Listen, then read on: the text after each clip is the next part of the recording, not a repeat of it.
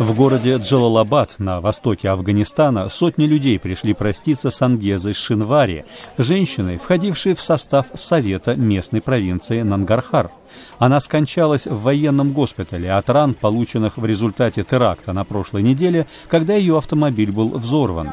До сих пор ни одна группировка не взяла на себя ответственность за этот теракт, в результате которого один человек погиб и несколько были ранены.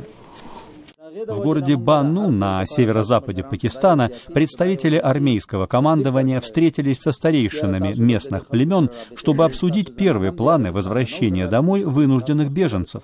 Военные заявили, что в ходе недавних операций им удалось вытеснить боевиков-талибов из некоторых регионов Северного Вазиристана, куда теперь могут вернуться их жители.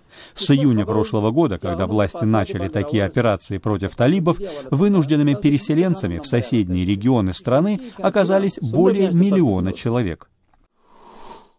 Здесь же, в Пакистане, сотни тысяч болельщиков наблюдали за давно ожидавшимся матчем национальной команды по крикету с командой Индии. Впрочем, их оптимизм оказался кратковременным. В этом матче, состоявшемся 15 февраля в австралийском городе Аделаида, сборная Пакистана потерпела поражение.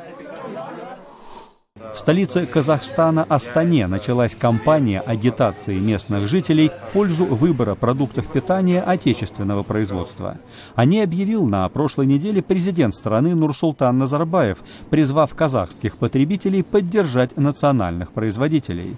Из-за резкого падения российского рубля в последние месяцы значительно подешевел продовольственный импорт из России, подрывая тем самым конкурентоспособность казахстанских компаний.